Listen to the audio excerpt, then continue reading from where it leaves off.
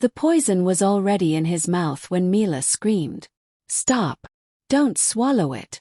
Konstantin Volkov froze, the pasta halfway down his throat, his dark eyes snapping to the child now standing 3 feet from his table.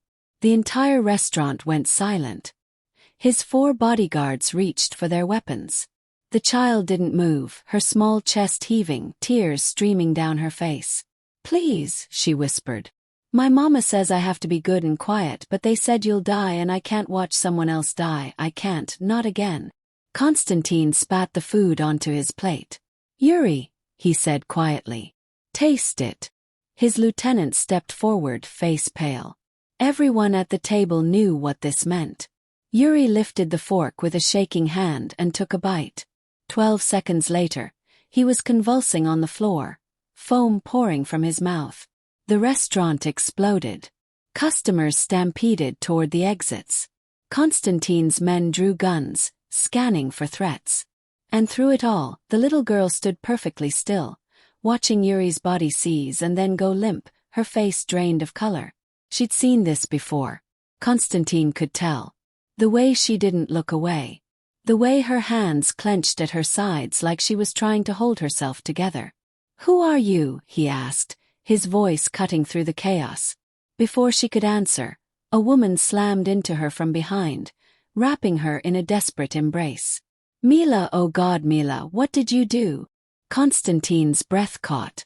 The woman was trembling, her long dark hair falling around her daughter's shoulders, her face buried against the child's neck. When she finally looked up, her green eyes met his, and something in Konstantin's chest cracked open. He knew her face. Not personally, but he'd seen it before. In a file. In a photograph clipped to a police report that had crossed his desk 8 months ago when he was trying to track down a shipment of stolen weapons. Lena Karev. Widow of Alexei Karev. The man Konstantin had killed 3 years ago. "Hey there, my wonderful friend. How's your day going? I hope you're somewhere comfortable, because this story is about to take you on a journey you won't forget. Drop a comment and tell me where you're watching from. I need to know who's brave enough to keep going." Lena couldn't breathe. The man staring down at her was exactly what she'd spent 3 years trying to avoid. Power. Violence. The kind of darkness that had swallowed her husband and spit out his corpse in the river. Mila was still shaking in her arms. "We need to leave," Lena whispered. "Please, we won't say anything to anyone. We'll disappear." "Too late for that," Konstantin said softly. He gestured to his men. "The 2 Russians in the corner booth. Don't let them reach the door." Gunfire cracked through the restaurant before Lena could process his words. She threw herself over Mila, covering her daughter's body with her own. The shots stopped. Footsteps approached. When Lena dared to look up, 2 men in dark coats were being dragged past her, leaving trails of blood.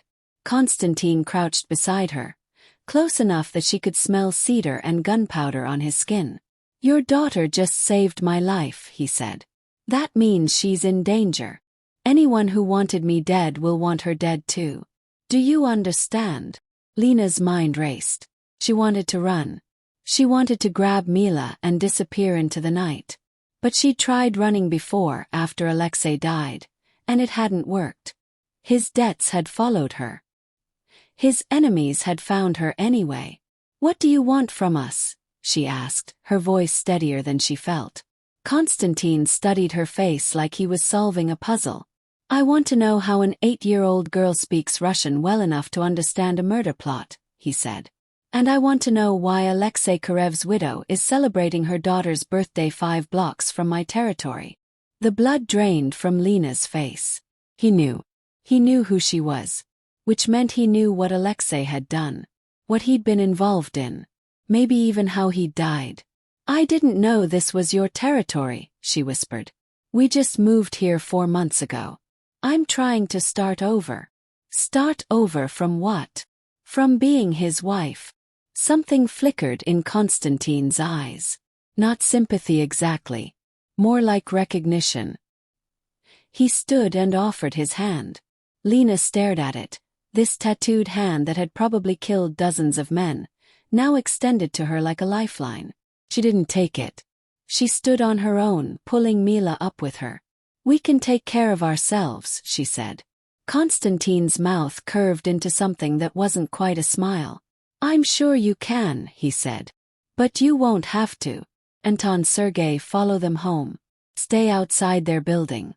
No one gets within 50 feet. "That's not necessary," Lena started, but Konstantin was already walking away, stepping over Yuri's body without a glance. "It wasn't a request," he called over his shoulder. Lena's apartment was on the 4th floor of a building that should have been condemned 2 decades ago.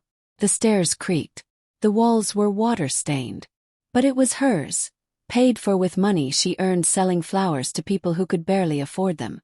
Mila hadn't spoken since they left the restaurant. Lena tucked her into bed, still wearing her birthday dress because the girl refused to let go of her hand long enough to change.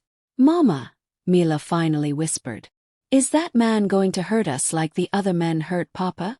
Lena's throat closed. "No, baby. No one's going to hurt you. I promise." "But you promised Papa wouldn't leave either." The words hit like a fist to the stomach. Lena lay down beside her daughter, pulling her close, breathing in the scent of her strawberry shampoo. "I won't let anything happen to you," she whispered. "Even if I have to become someone I'm not." Mila fell asleep an hour later. Lena slipped out of bed and moved to the window. Sure enough, there was a black car parked below, 2 silhouettes inside. Her phone buzzed. Unknown number. She almost didn't answer. "Miss Karev." Konstantin's voice was quieter now, without the audience. "We need to talk. I don't have anything to say to you." "Then listen. The men who tried to kill me tonight were Bratva. Russian Brotherhood. They don't move without orders from someone higher up. Someone who knew exactly where I'd be and what I'd order." "Why are you telling me this?"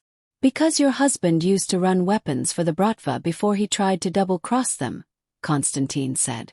"And 3 years ago, someone put a bullet in his head and dumped him in the river. The same people who tried to poison me tonight." Lena's hand tightened on the phone. "Alexei's death was ruled a robbery." "Alexei's death was an execution," Konstantin corrected. "And whoever ordered it is still out there. Still operating. Still killing. What does this have to do with my daughter?" Silence on the other end. Then quieter. "I don't know yet. But I'm going to find out." The line went dead. Lena stood in the darkness, her reflection ghostly in the window. Behind her, Mila slept peacefully, unaware that her mother's hands were shaking. Unaware that the man her mother had just spoken to was the same man who'd put a gun to her father's head 3 years ago and pulled the trigger. Because Lena knew. She'd always known. She'd been there that night, hidden in the warehouse shadows, watching Alexei beg for his life. Watching Konstantin Volkov execute him with cold precision. She'd run before anyone could see her. Run and never looked back. Until tonight. Until her daughter saved the life of her husband's killer. Across the city, Konstantin sat in his private office, staring at surveillance footage from the restaurant. He'd watched it 6 times now, studying every frame. The 2 Russian hitmen had been sloppy, desperate. That meant whoever sent them was running out of options, running out of time. But that wasn't what held his attention.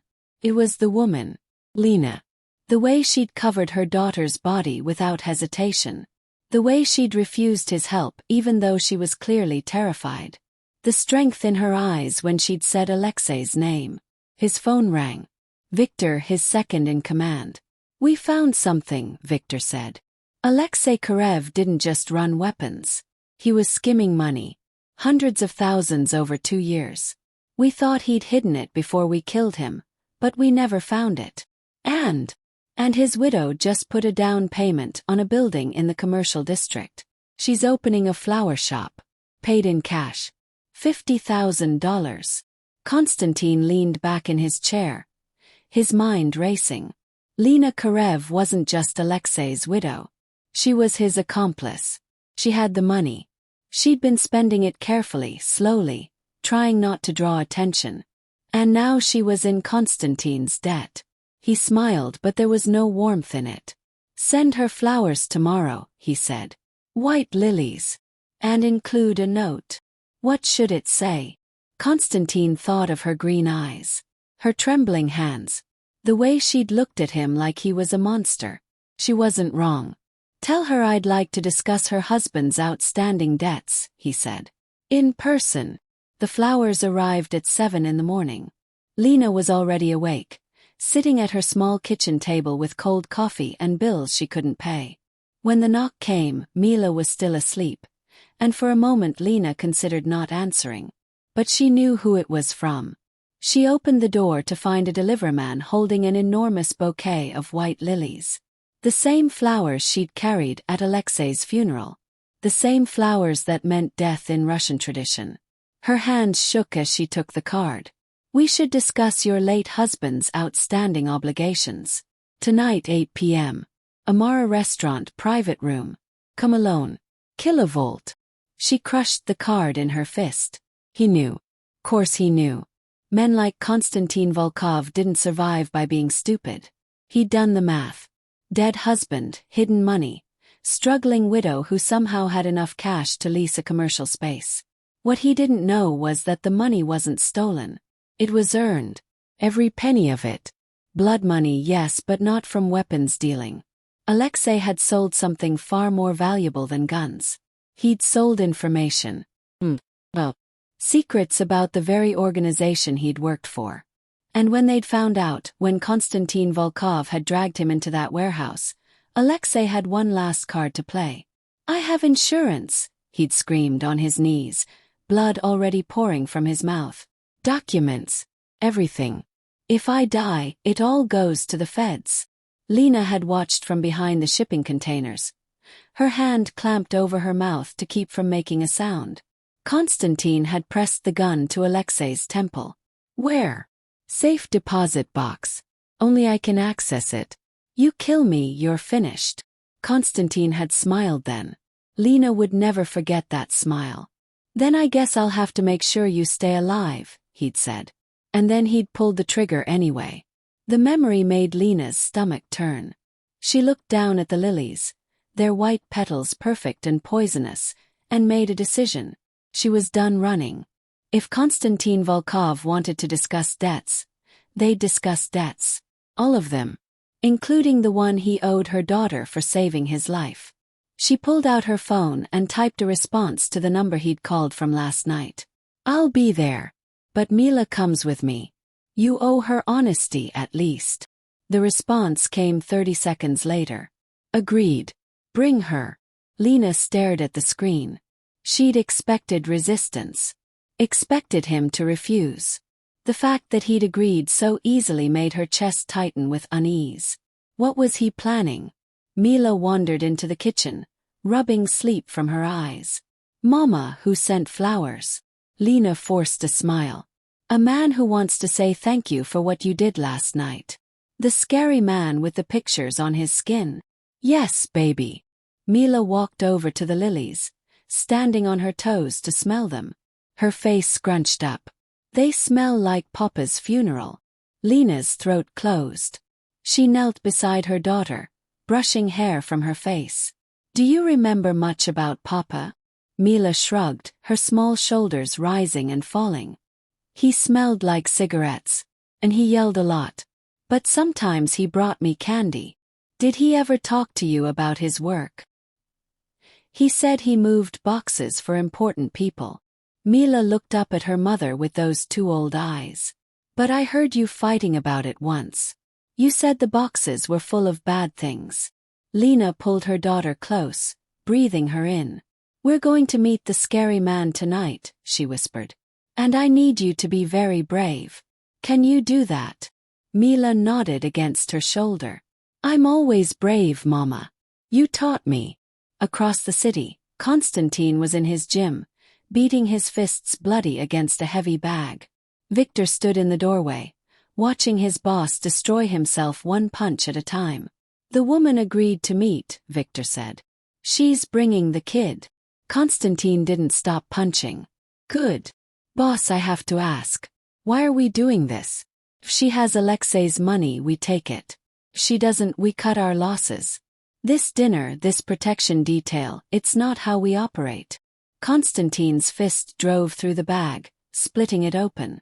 Sand poured onto the floor. That little girl saved my life, he said quietly. No one's done that in 15 years. Not since my brother. Victor went still. Konstantin never talked about his brother. Never mentioned the name Nikolai. The boy who'd taken a bullet meant for Konstantin when they were teenagers. The boy who'd died in Konstantin's arms. The girl's got nothing to do with Nikolai, Victor said carefully. She's 8 years old and she speaks Russian and she put herself between me and death without thinking twice.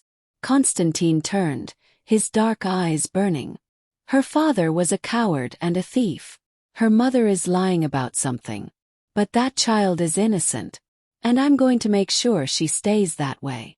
Even if it means war with the Bratva. Especially then. Victor sighed. He'd known Konstantin for 20 years. Knew when his boss's mind was made up. The men who tried to poison you, Victor said. We've been questioning them. They're not talking, but we traced their movements. They've been in the city for 3 weeks. Staying at a hotel in the industrial district. Paid in cash. Anyone visit them? One person. Security footage shows a woman. Late 20s, dark hair, professional clothes. She met with them twice.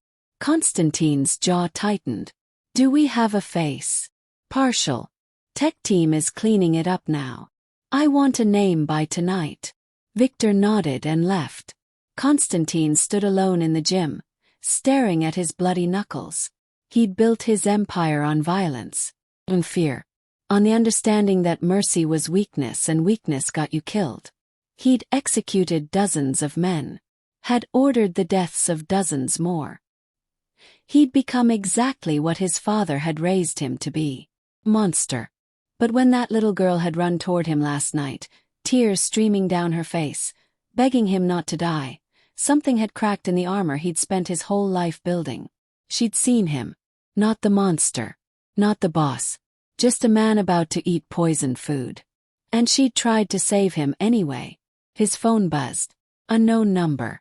He answered. Volkov. Heavy breathing on the other end. Then a voice, distorted through a modulator. You should have died last night. But I didn't. Thanks to a child. How does that feel, knowing an 8-year-old ruined your plan? The child is a problem. Problems get solved. Konstantin's blood turned to ice. You touch her, and I will burn your entire organization to the ground. I will kill everyone you've ever spoken to. I will erase your bloodline from history. Big threats from a man who doesn't even know who he's fighting. I'll know soon enough. Not soon enough. The line went dead. Konstantin made 3 calls. First to Anton and Sergei, the men watching Lena's building. No one gets close. I don't care if it's a priest or a child. No one. Second to his tech team. I need that woman's face identified in the next 4 hours. Third to his weapons supplier. I need a full loadout. Tonight. Then he sat down at his desk and pulled out a file he'd been avoiding for 3 years. Alexei Karev. Age 32 at time of death. Weapons transport. Suspected of skimming. Suspected of selling information. Executed on Konstantin's orders. He flipped through crime scene photos until he found one of the widow. Lena, standing beside a closed casket, holding a 5-year-old Mila's hand. Her face was blank. Not crying. Not grieving. Just empty. Konstantin had seen that look before. On soldiers. On prisoners of war. On people who'd survived things that should have killed them. What had Alexei done to her? The tech team called back 3 hours later. Boss, we got the ID on the woman who met with the Russians. Who is she? That's the problem. According to our database, she doesn't exist. The face matches no records. No social media. No passport. No driver's license. Nothing. That's impossible. Unless she's FSB. Russian intelligence. They scrubbed their agents from all databases. Konstantin's mind raced. If Russian intelligence was involved, This wasn't just about territory or money. This was political, which meant it was bigger than him. Bigger than the Bratva. Keep digging, he said. I want to know who she reports to. He hung up and checked his watch. 4 hours until dinner. 4 hours to figure out why the Russian government wanted him dead. And why Lena Karev, a florist who should have been invisible, was caught in the middle of it. Lena spent the afternoon preparing. She pulled out the only nice dress she owned, a simple navy blue that Alexei had bought her for some function she couldn't remember. She braided Mila's hair.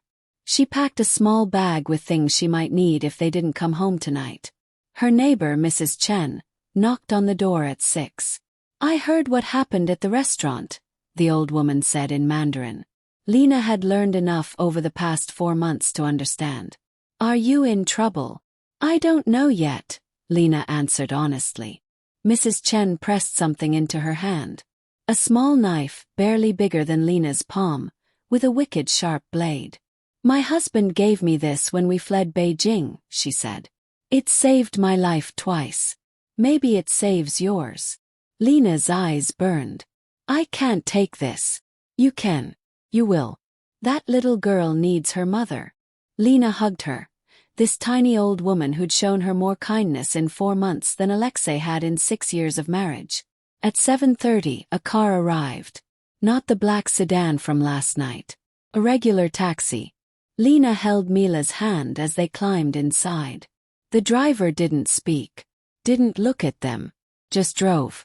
20 minutes later, they pulled up to a Mara restaurant. It was small, tucked between 2 larger buildings, the kind of place you'd walk past without noticing. Expensive, Lena realized. The kind of expensive that didn't advertise. A man in a dark suit waited at the entrance. Not a waiter. Security. Miss Karev. The boss is waiting upstairs. He led them through the restaurant, past tables of well-dressed diners who didn't look up, to a staircase in the back. Private dining rooms. Lena's heart hammered against her ribs. The security guard opened a door at the end of the hall. And there he was. Konstantin Volkov, sitting at a table set for 3. He'd changed from last night. Black shirt, no jacket. His tattoos were visible now, snaking up his forearms. A wolf's head on his right hand. Cyrillic letters across his knuckles that Lena could read. Power. He stood when he saw them. Miss Karev. Mila. Thank you for coming. Mila pressed closer to her mother but didn't hide. Lena felt a surge of pride. You said we needed to talk, Lena said, her voice steady. So talk. Konstantin gestured to the empty chairs. Sit first. I ordered food. Nothing poisoned, I promise. How reassuring. A ghost of a smile crossed his face. You're not what I expected. What did you expect? Someone more afraid. Lena sat down, pulling Mila onto the chair beside her. She met Konstantin's dark eyes without flinching. I've been afraid for 3 years, she said. I'm tired of it. Something shifted in his expression. Respect maybe. Or curiosity. A waiter brought food. Roasted chicken, vegetables, bread that smelled like heaven. Mila's eyes went wide.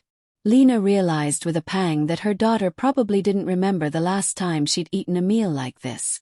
Eat, Konstantin said gently, looking at Mila. Please. You saved my life. This is the least I can do. Mila looked at her mother. Lena nodded. The girl ate. Konstantin watched her for a moment, then turned his attention to Lena. Your husband stole from me, he said quietly. $200,000 over 2 years. When I found out, I dealt with it. But the money was never recovered. Because he didn't steal it, Lena said. He earned it. Selling your secrets to your enemies. Konstantin's expression didn't change, but Lena saw his hand tighten on his glass. You knew what he was doing. I suspected. I couldn't prove it. And by the time I was sure, he was already dead. Killed by me. The words hung in the air between them. Mila kept eating, oblivious. Yes, Lena said. Killed by you. And yet you're sitting here, eating my food. Why? Lena leaned forward, her voice dropping. Because my daughter saved your life, and now someone wants to kill her for it. Because I can't protect her on my own. And because you're the only person in this city with enough power to keep her safe. Constantine studied her face. What do you want from me? Protection. For Mila. I don't care what happens to me. But she gets to grow up. She gets to be normal. That's the price for her saving your life. And in return, I'll tell you where Alexei hid his insurance policy. The documents he gathered on your organization. Names, routes, deals, murders. Everything. Constantine went very still. He told me there was no insurance. Right before I killed him. He lied. There's always insurance. And I'm the only person who knows where it is. You could have used it yourself. Could have brought me down years ago.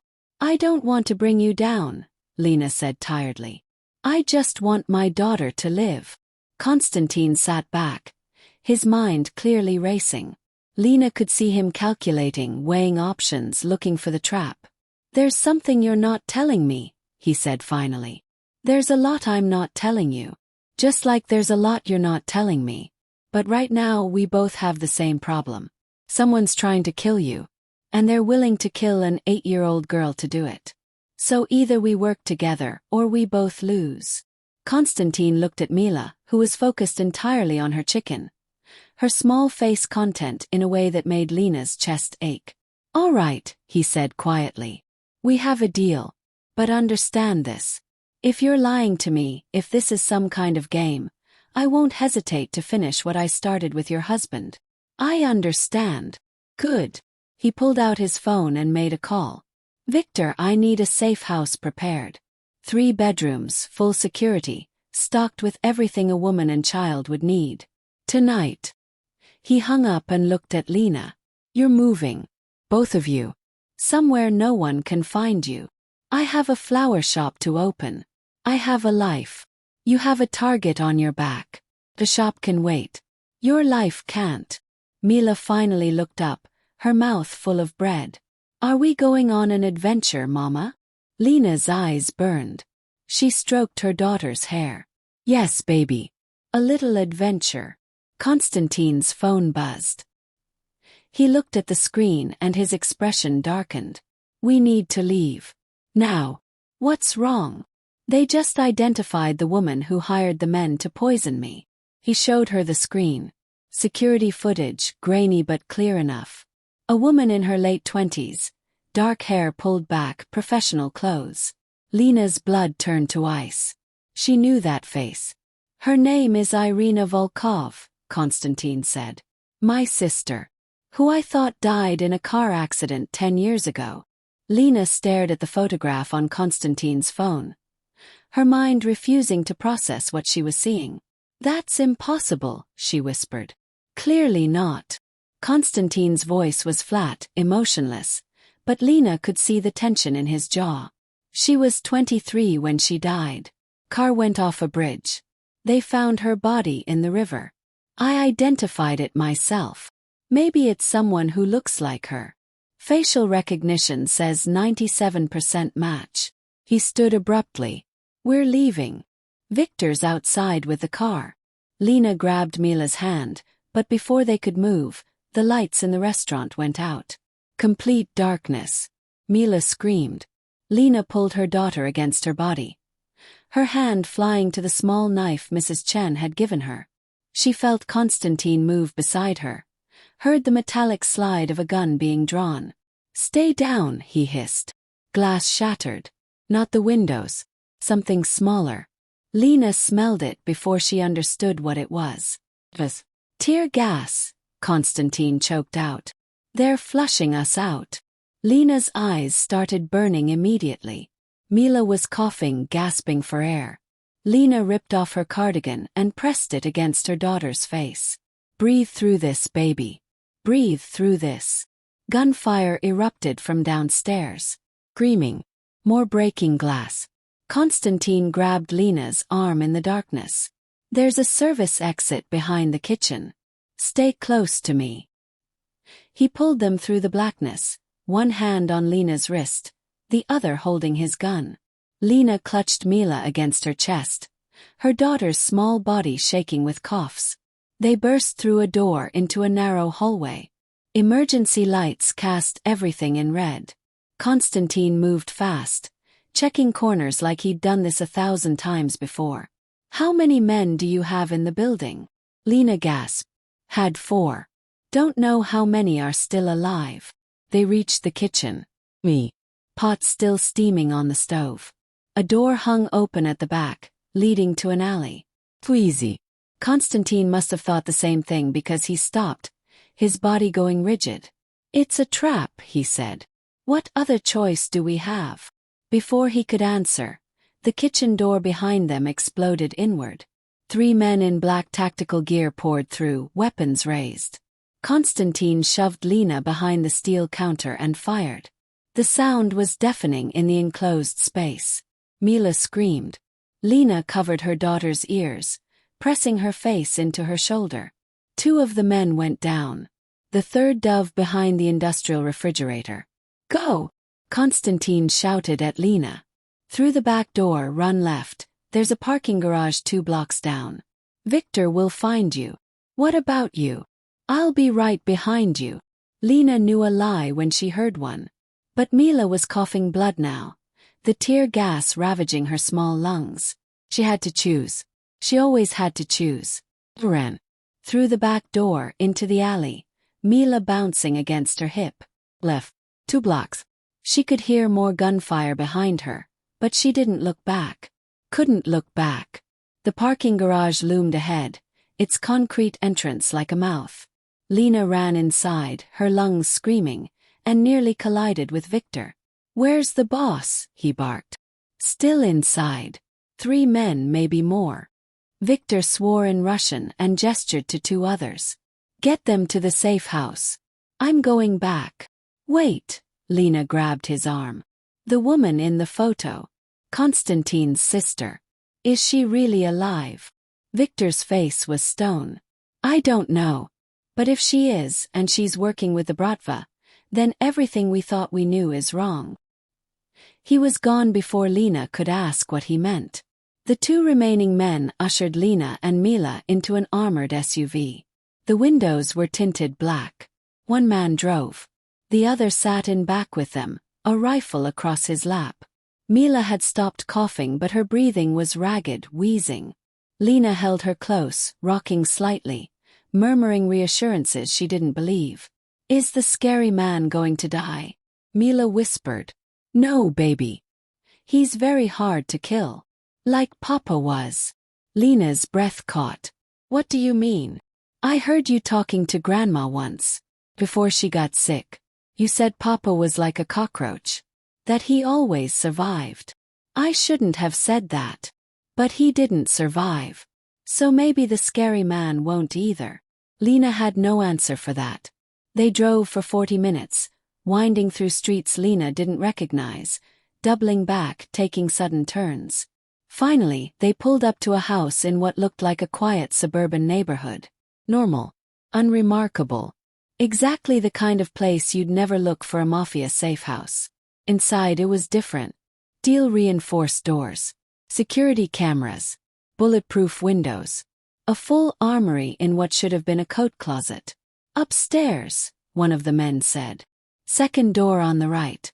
There's clothes, toiletries, everything you need. Don't go near the windows. Don't open the doors. We'll be right outside." Lena carried Mila upstairs. The bedroom was surprisingly normal. A queen bed with clean white sheets. A smaller bed against the wall, clearly meant for Mila. Bathroom with a shower. She laid Mila on the small bed and examined her. The girl's eyes were still red from the gas, her breathing labored, but she wasn't getting worse. "I'm going to run you a bath," Lena said. "Wash the chemicals off your skin. Then you're going to sleep." "I'm not tired." "You're exhausted. I can see it."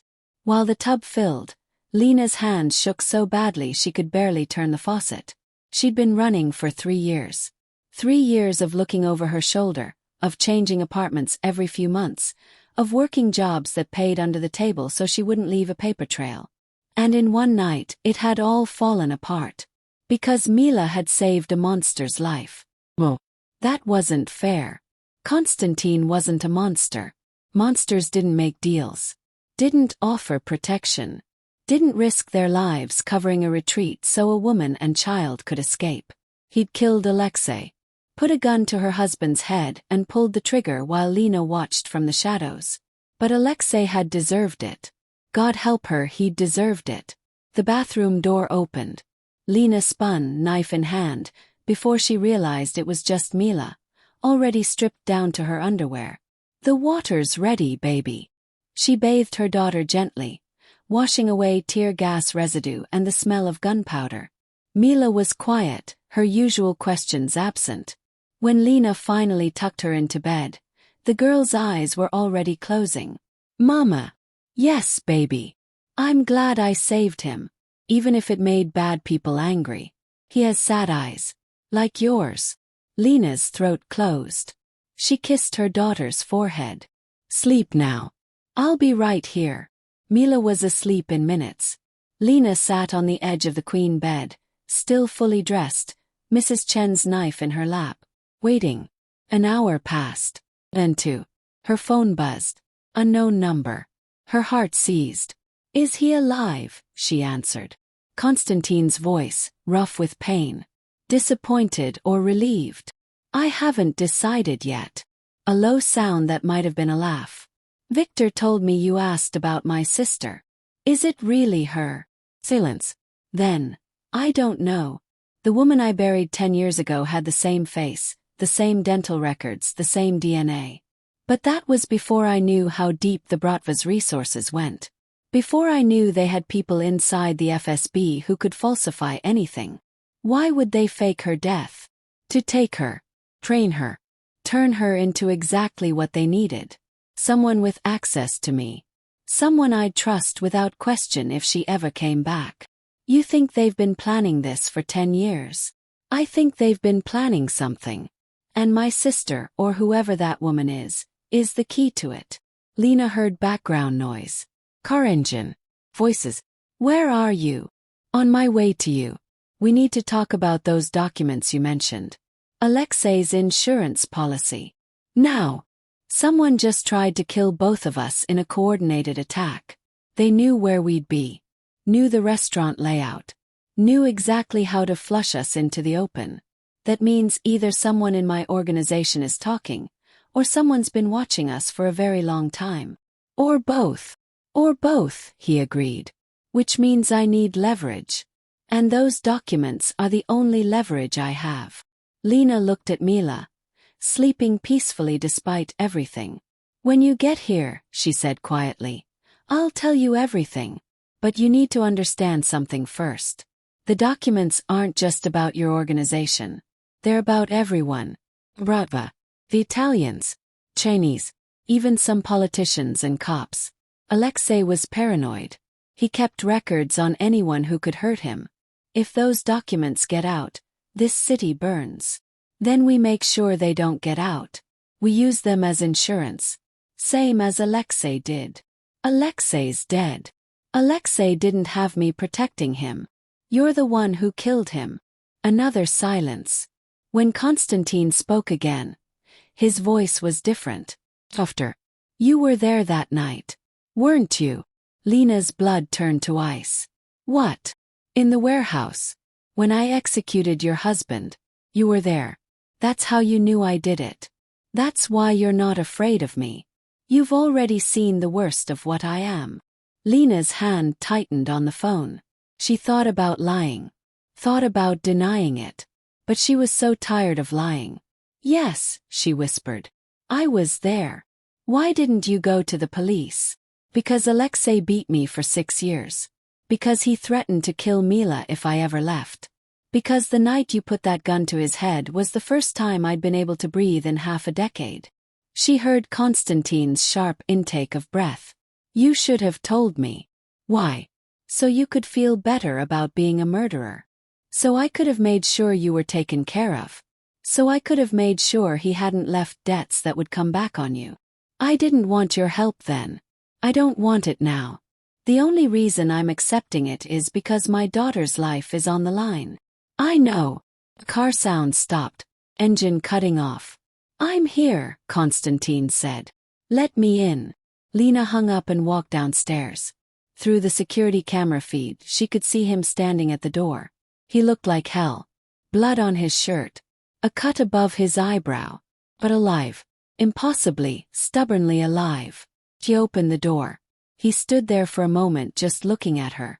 In the porch light, she could see exhaustion written across his face. But also something else. Something that made her chest tighten. Thank you, he said quietly. For running when I told you to. Most people would have stayed and gotten us all killed. I had Mila to think about. You always do. He stepped inside, and Lena caught the smell of gunpowder and copper. Blood. Is she okay? Sleeping. The tear gas hit her hard, but she'll recover. Good. He moved past her into the living room, and Lena saw him favoring his left side. You're hurt. Knife wound. Nothing serious. Let me see. I'm fine. Let me see, or I don't tell you about the documents. Constantine turned to look at her, and for a moment something almost like amusement flickered in his dark eyes. You drive a hard bargain. I learned from the best. My husband was a professional liar. So am I. I know. That's why this works. He sat down on the couch and lifted his shirt. A deep gash across his ribs, still bleeding. Lena disappeared into the kitchen and came back with a first aid kit one of the guards had pointed out earlier. This is going to need stitches, she said. Can you do them? I worked as a nurse's aide before I married Alexei. Before he decided I wasn't allowed to work anymore. She cleaned the wound with steady hands while Constantine sat perfectly still. His skin was hot under her fingers, marked with scars and ink. The wolf on his chest seemed to be watching her. The documents, he said as she threaded the needle. Where are they? In a place no one would think to look. Alexei was paranoid, but he was also sentimental in his own twisted way. She started the first stitch. He didn't flinch. He had a daughter from his first marriage. She died when she was 6. Leukemia. He visited her grave every year on her birthday. I didn't know he'd been married before.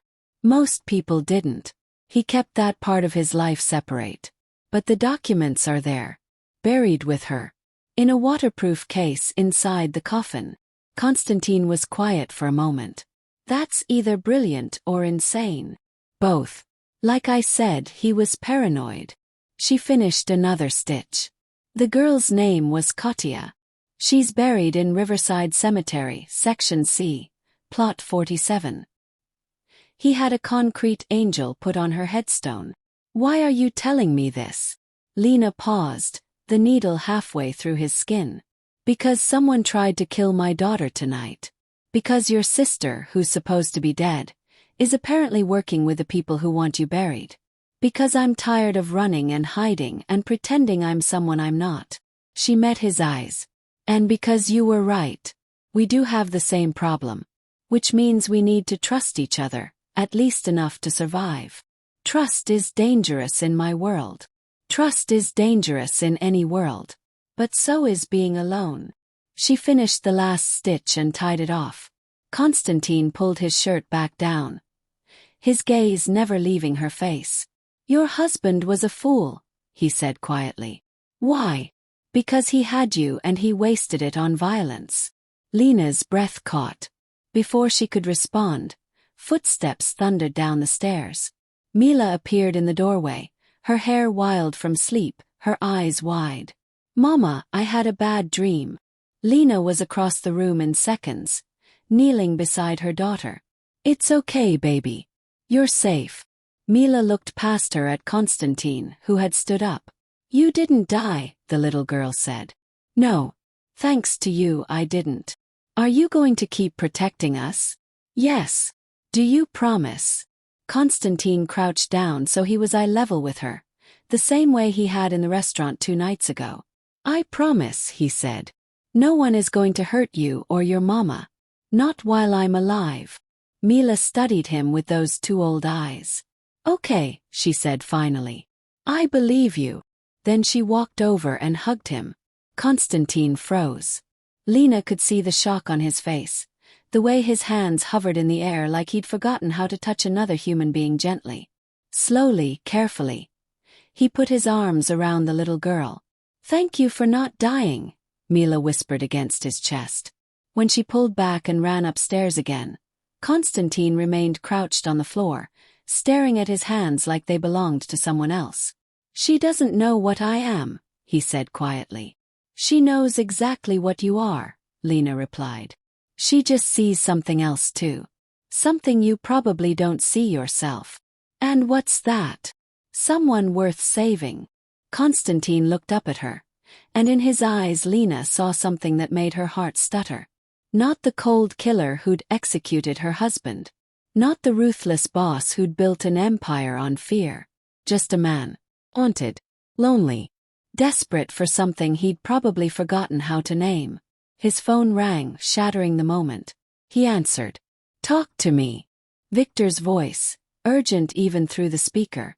Boss, we've got a problem. I'm sending you a video. It was just posted online 30 minutes ago. Constantine's phone buzzed. He opened the file. The video was grainy, shot from a distance but clear enough. It showed Constantine leaving the restaurant with Lena and Mila. Showed them getting into the car. And at the end, a caption in Russian. The wolf has found his weakness. How much is she worth to you, Constantine? Beneath it, a phone number. Lena felt the room tilt. They're going to ransom us, she whispered. No, Constantine said, his voice deadly calm. They're going to try. He dialed the number. It rang once before someone answered. Hello, brother. A woman's voice. Accented. Familiar to Constantine in a way that made his face go white. Did you miss me? Irina. So you do remember. I wasn't sure.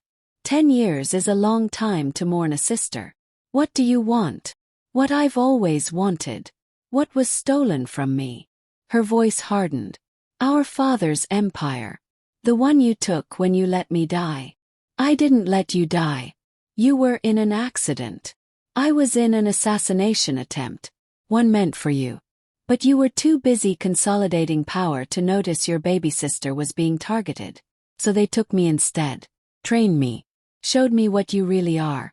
A coward who sacrifices everyone around him to stay on top. Constantine's hand tightened on the phone. If you want to come for me, come for me. Leave the woman and child out of this.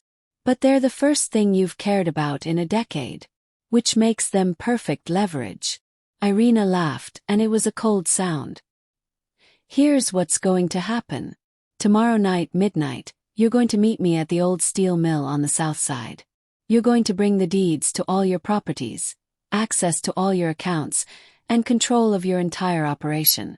And you're going to sign it all over to me.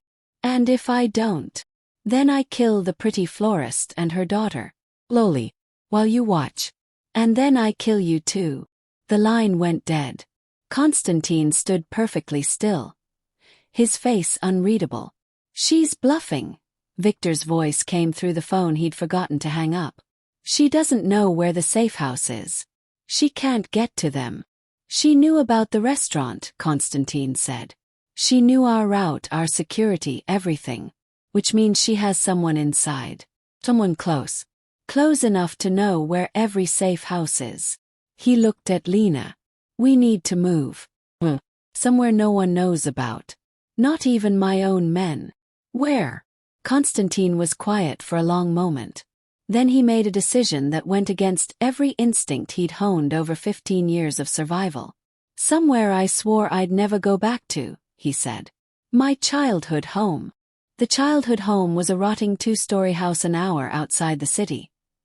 Hidden behind overgrown trees and a rusted gate. Constantine hadn't been here in 20 years. Not since the night his father bled out on the kitchen floor and Constantine became what he'd spent his whole life trying to escape. Stay in the car, he told Lena. She ignored him and got out anyway, Mila asleep in her arms. Inside, the house was frozen in time. Peeling wallpaper, broken furniture, bloodstains on the hardwood that had turned black with age. "Your father died here," Lena said. "It wasn't a question. I killed him here." Mila stirred against Lena's shoulder. Constantine gestured to the stairs. "Second door on the left. The bedroom's clean.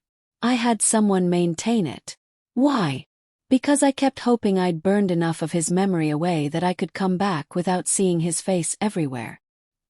He looked around the decaying house. "I was wrong." While Lena settled Mila upstairs, Constantine checked the perimeter. The house had advantages. Isolated. Defensible. Only 2 access points. But it also had vulnerabilities. Old bones. Weak walls. Too many memories that made him sloppy. His phone rang. "Victor." "I found something," his second said. "About your sister. The car accident 10 years ago. The body was identified by dental records." "I know. I was there. But the dentist who provided those records. He disappeared 6 months later. Presumed dead. And his practice was bought out by a shell company with ties to the Bratva." Constantine's blood went cold. "They planned this from the beginning." "It gets worse." I pulled the autopsy report. The body had the same height and weight as Irina, but there were inconsistencies. Old bone breaks that Irina never had. A surgical scar from an appendectomy. Irina still had her appendix. So they killed some other girl and made her into my sister. And you never questioned it because you were grieving. Because you trusted the system. Victor paused. "Boss, if they went to that much trouble, this isn't just about territory or revenge. This is personal. Someone wants to destroy you completely." "I know. The question is who." "I have a theory. But you're not going to like it." Before Victor could continue, gunfire erupted in the background. Shouting. Screams. "Victor!" The line went dead. Constantine was already moving, taking the stairs 3 at a time. He burst into the bedroom where Lena was sitting on the edge of the bed. Mila still sleeping. "We've been compromised. They hit Victor's location." "How is that possible? You didn't tell anyone where we were going." "I didn't have to. They're tracking us somehow." He pulled out his phone, ejected the SIM card, crushed it under his heel. "Give me your phone." Lena handed it over. He destroyed it the same way. "They can still track the car," Lena said. "The car's already gone. I sent it back with a driver 20 minutes ago." He moved to the window, scanning the tree line. "We're trapped here until I can get new transport." "How long?" 2 hours. Maybe 3. Your sister said midnight tomorrow. We have time." "No, we don't."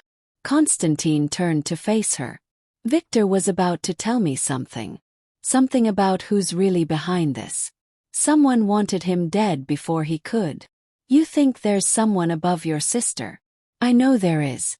Irina was 23 when she died. 23-year-olds don't plan decade-long revenge plots. Someone's been pulling her strings. Someone who knows me well enough to know exactly how to break me." Lena stood, careful not to wake Mila. "The documents," she said. "We need to get them tonight. Before they figure out that's our leverage. It's too dangerous." "Everything's dangerous. At least this gives us a chance." Constantine studied her face. In the dim light, she looked like something out of a painting. Beautiful and fierce and completely unafraid. "You're not what I expected," he said again. "You keep saying that. Because I keep being surprised." "Don't be. I'm just a mother doing whatever it takes to keep her daughter alive. Same as any other woman." "No," Constantine said quietly. "Not like any other woman." Before Lena could respond, a sound outside. Gravel crunching. Car engine. Constantine had his gun drawn in a heartbeat. "Get Mila. Bathroom. Lock the door. Don't come out until I tell you." Lena scooped up her daughter and ran. Constantine moved to the window. Single car. Black sedan. 2 people inside. The passenger door opened. A woman stepped out. Even from a distance, even after 10 years, Constantine would have recognized her anywhere. Rena, his sister, alive and walking toward his childhood home like she'd been here yesterday. But she wasn't alone. The driver's door opened, and the man who stepped out made Constantine's world tilt. Victor, his second in command, his most trusted lieutenant, the man who'd been by his side for 20 years, walking side by side with the woman who wanted him dead. Constantine's finger tightened on the trigger. Not possible. Not Victor. Anyone but Victor. His phone buzzed. A text from an unknown number. Surprised. Come outside, brother. Let's talk about old times. And bring the woman. We have so much to discuss. Constantine looked at the message. Looked at Victor standing next to his supposedly dead sister. Looked at the bathroom door where Lena and Mila were hiding. 20 years of loyalty. Gone in a single moment. He texted back. Just me. The woman and child aren't part of this. The response came immediately. Everything's part of this. You have 2 minutes to come out, or we burn the house down with all of you inside. Constantine closed his eyes. Calculated odds. Exits. Possibilities. All of them ended badly. He walked to the bathroom door and knocked softly. Lena. I need you to listen very carefully. The door cracked open. Lena's face appeared, pale but calm. They want us outside, she said. I heard. I'm going to create a distraction. When I do, there's a root cellar behind the kitchen. Take Mila and hide there. Don't come out until dawn. Someone will come for you. What about you? I'll handle this. That's not an answer. It's the only one I have. Lena grabbed his arm. Don't die, she said. Mila will never forgive you. And neither will I. Something in Constantine's chest cracked. I'll do my best. He went downstairs, opened the front door, stepped out into the night with his hands raised. Irina smiled. She looked exactly the same as he remembered. Dark hair, sharp features, their father's eyes. Hello, Kostya, she said, using his childhood name. Miss me? Victor stood beside her, his face expressionless. No shame, no regret, just cold calculation. How long? Constantine asked him. Since the beginning, Victor replied. Since before you killed your father. Since before you took over. I've been waiting 20 years for this moment. Why? Because your father killed mine. Executed him for stealing. Made me watch. I was 8 years old. Constantine's mind raced. You never said anything. Of course not. I needed you to trust me. Needed to get close. Needed to learn everything about your operation so when the time came, I could take it all away. Victor stepped forward. Your sister's resurrection. My idea. The poison attempt. My planning. The attacks tonight. My men. And Lena. Her husband. Alexei Karev was my informant. My way of bleeding your operation dry. But then he got greedy. Started keeping records. Insurance. So I had you kill him. Tied up that loose end. You used me to murder your own man. I used you for everything. That's what you do, isn't it? Use people and throw them away when they're no longer valuable. Irina circled around Constantine like a predator. Where's the woman? She asked. Gone. I sent her away before you arrived. Liar. Irina nodded to Victor. Burn it. Victor pulled out a lighter. And that's when Lena stepped out of the house, Mila in her arms. Don't, she said quietly. I'm here. Leave them alone. Constantine's heart stopped. Lena, get back inside. I'm tired of hiding. She walked down the steps, her daughter clinging to her neck. You want leverage. Here it is. But the child goes free. That's not negotiable. Irina laughed. You don't make the terms here. Actually, I do. Lena met her eyes. Because I know where Alexei's documents are. And if anything happens to my daughter, you'll never find them. Victor's expression changed. You're bluffing. Am I? Ask your dead informant. He told me everything before Constantine killed him. Told me about the insurance policy. About the names in those files. Including yours, Victor. Every deal you made. Every betrayal. Every murder. You're lying. Test me. Silence. Victor and Irina exchanged glances. Here's my offer, Lena continued. Mila goes free. You get me in Constantine and the location of the documents. But my daughter walks out of here and doesn't look back. Lena, no, Constantine said. She ignored him. Do we have a deal? Irina smiled slowly. We have a deal. Victor, take the child to the car. Victor moved forward. Mila was crying now, clinging to Lena. Mama, no. Don't let me go. Baby, listen to me. Lena knelt down, tears streaming down her face. Remember what I taught you about being brave. I don't want to be brave. I want to stay with you. I know, sweetheart. But right now, I need you to be the bravest you've ever been. Can you do that for Mama? Mila nodded through her sobs. Lena pulled something from her pocket. Small USB drive on a chain. This is very important, she whispered, fastening it around Mila's neck under her shirt. Keep it hidden. Keep it safe. When you see Mrs. Chen, give it to her. Tell her to take it to the police.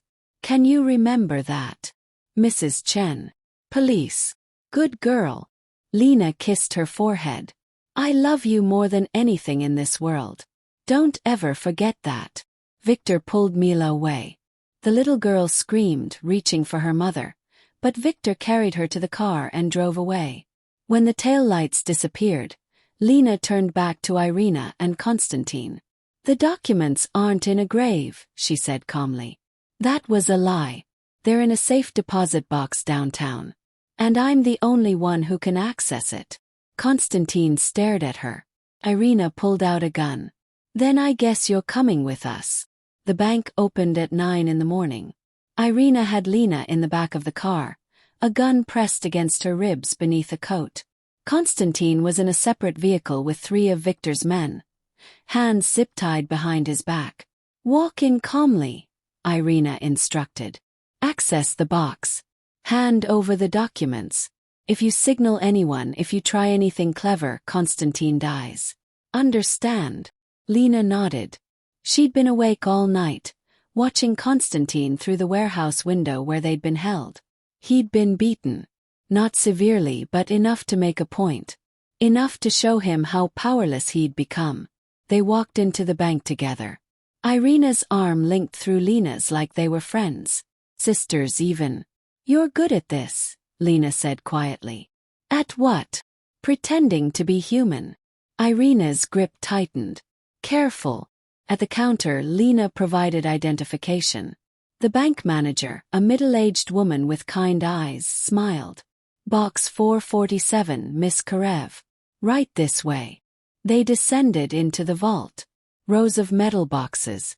The manager inserted her key, waited for Lena to insert hers. The box slid out. I'll give you privacy, the manager said. That won't be necessary, Irina replied. We'll be quick. The manager hesitated, sensing something wrong. Lena saw it in her eyes. The moment of decision. It's fine, Lena said quickly. My sister's just in a hurry. The manager left.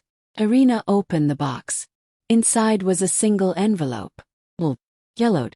Sealed with wax. Irina tore it open. Inside were photographs. Documents. Transactions. Everything Alexei had collected over 6 years of selling secrets. And on top, a handwritten note. If you're reading this, I'm already dead. But at least I took some of you bastards with me. Alexei.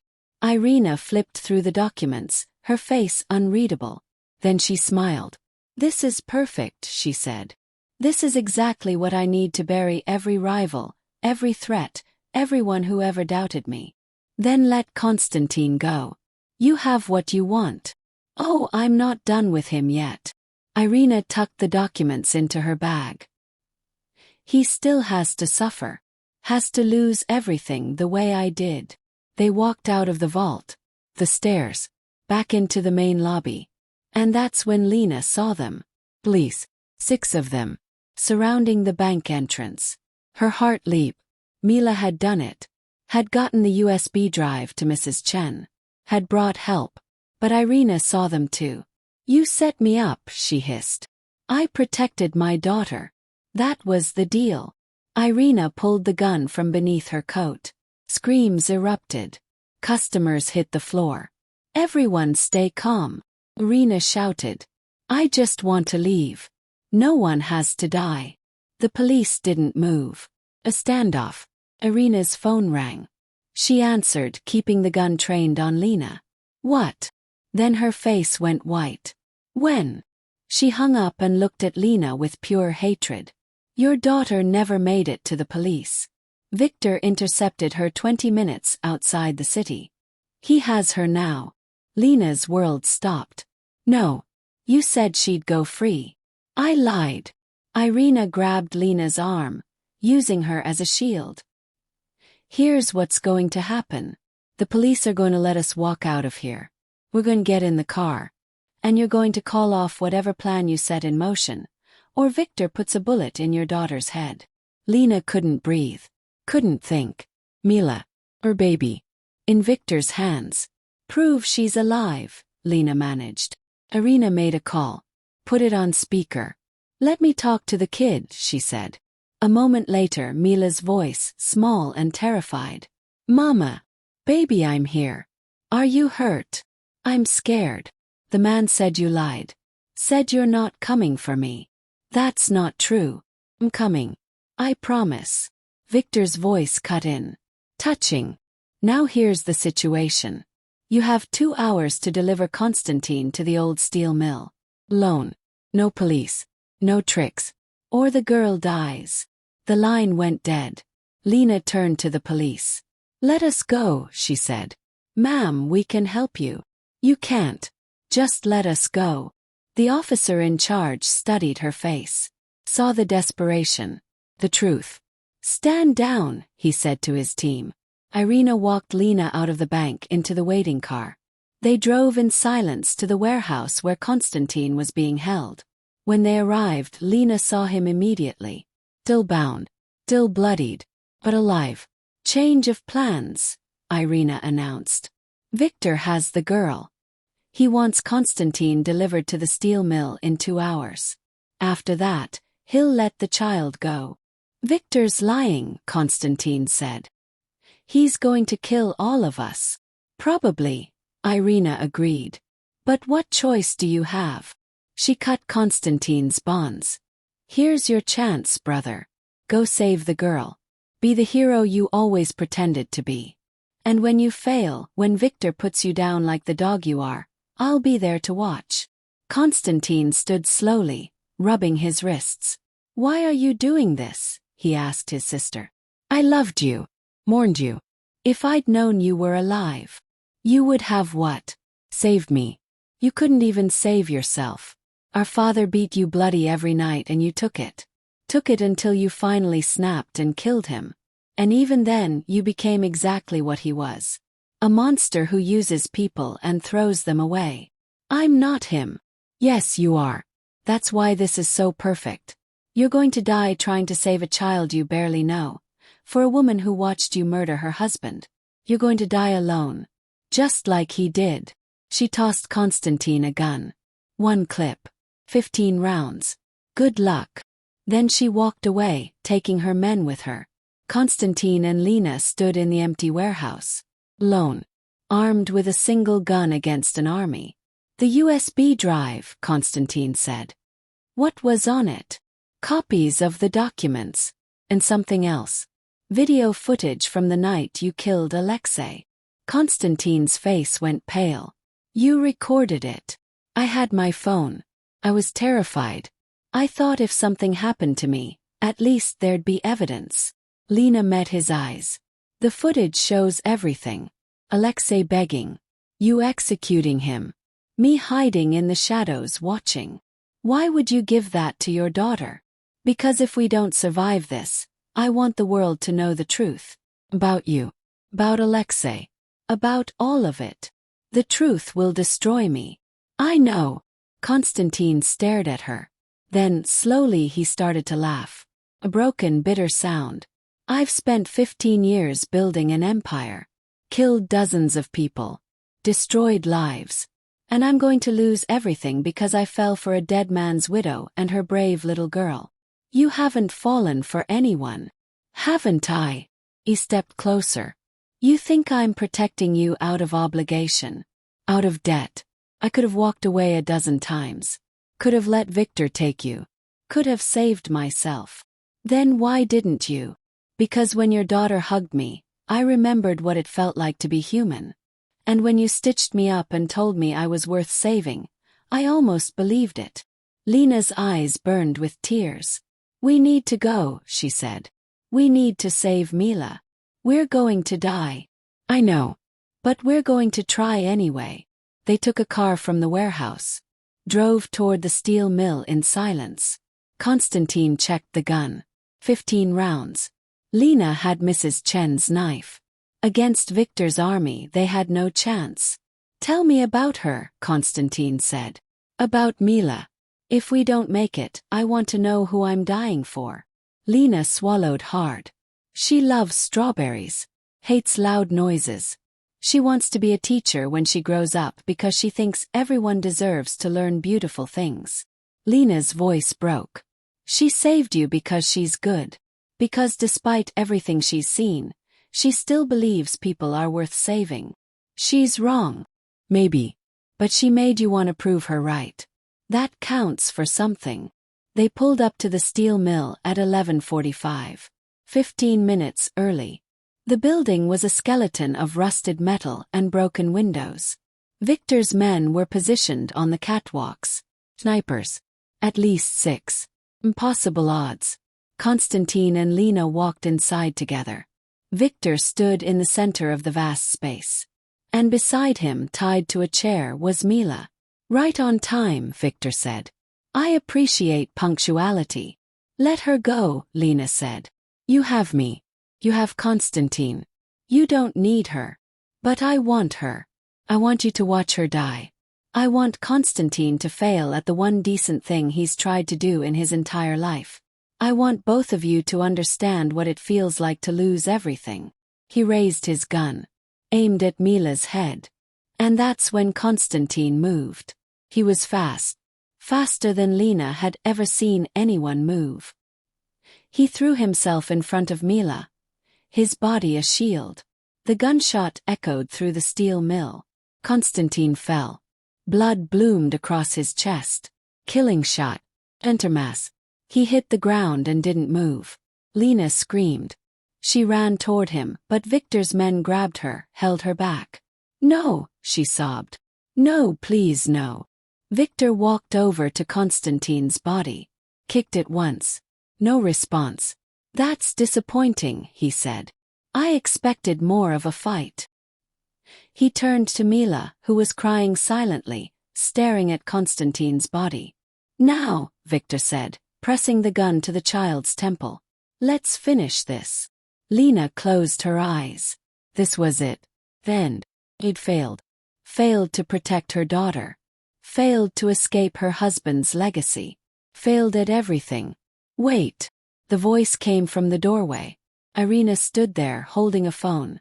Don't kill them yet, she said. We have a problem. What problem? The police have the documents. All of them. The USB drive was a dead drop. The moment the child was taken, it automatically uploaded everything to a cloud server that sent copies to every law enforcement agency in the state. Victor's face went white. That's impossible. The kid's 8 years old. The woman's smarter than we thought. Irina looked at Lena with something that might have been respect.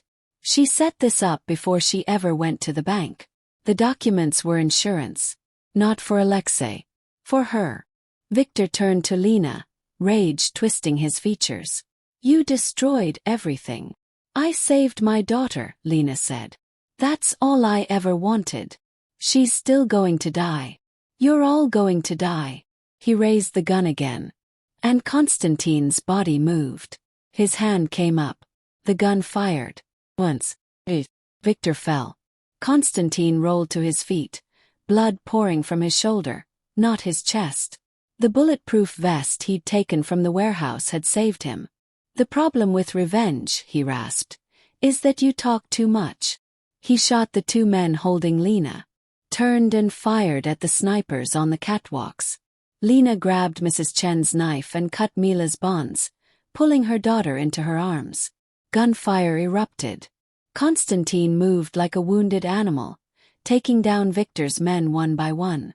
But there were too many. A bullet caught him in the leg. He went down. Another hit his arm. He was dying. They were all dying. And then sirens. Dozens of them. Police flooded the building. The cavalry finally arriving. Irina ran, disappearing into the shadows. Victor, bleeding out on the floor, looked up at Konstantin with hatred. "You haven't won," he choked. "The documents will destroy you too." "I know," Konstantin said. "But they'll live. That's enough." Victor's eyes went empty. Lena held Mila close as paramedics rushed in.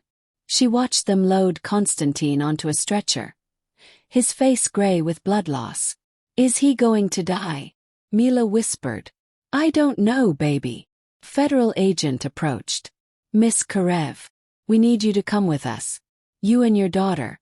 For your protection." "What about him?" Lena looked at Konstantin being carried away. "He's under arrest. The documents you uploaded implicate him in 17 murders.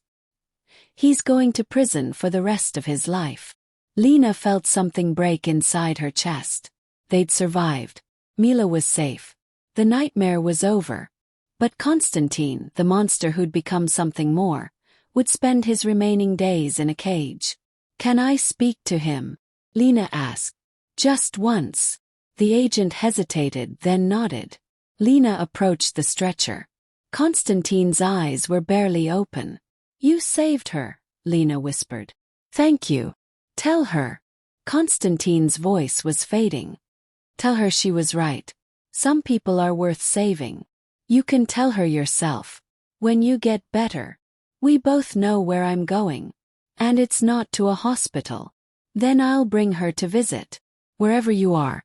I promise." Konstantin's hand found hers. Squeezed once. "You made me human again," he breathed. "Even if it was just for a few days. That's more than I deserved." They took him away. Lena stood in the ruins of the steel mill, holding her daughter, surrounded by police and blood and the wreckage of everything Konstantin had built. He'd lost his empire, his freedom, his life. And she'd lost something too. Something she hadn't even known she'd found. The possibility that monsters could change. That redemption was real. That love could bloom even in the darkest soil. But Mila was alive, warm and breathing in her arms. And for now that had to be enough. 3 weeks later, Lena sat in a federal safe house, watching Mila draw pictures of flowers at the kitchen table. The child hadn't spoken about that night. Hadn't mentioned Konstantin or the steel mill or the gun pressed to her head. She just drew flowers. Hundreds of them. The FBI agent assigned to them, a woman named Rachel Chen, no relation to Mrs. Chen, brought coffee.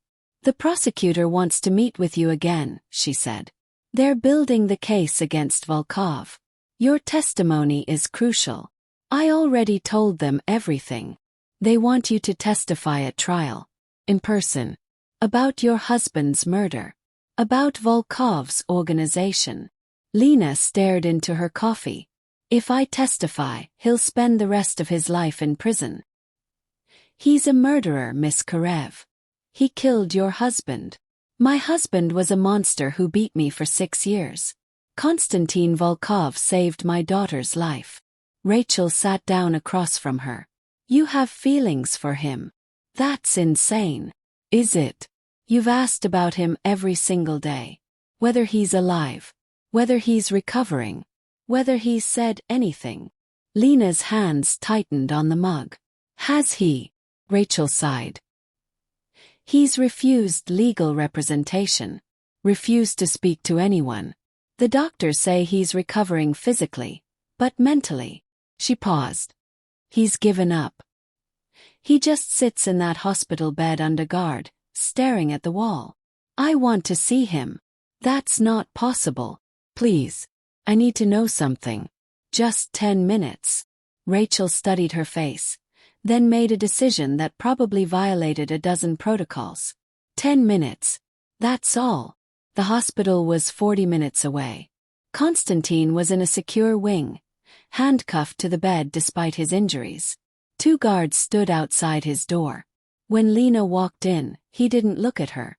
You shouldn't be here, he said quietly. Probably not. They're going to ask you to testify against me. I know. You should do it. Tell them everything.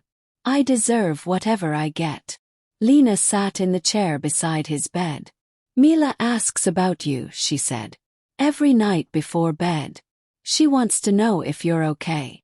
Constantine's jaw tightened. Tell her I'm fine. Tell her to forget about me. She saved your life twice. Once in the restaurant. Once when she set up that dead drop with a USB drive. She made me promise I'd check on you. She's 8 years old. She'll forget. Will she? Or will she spend the rest of her life wondering what happened to the man who took a bullet for her? Constantine finally looked at her. His eyes were hollow. What do you want from me, Lena? I want the truth. Victor said your father killed his father. Is that true? Yes.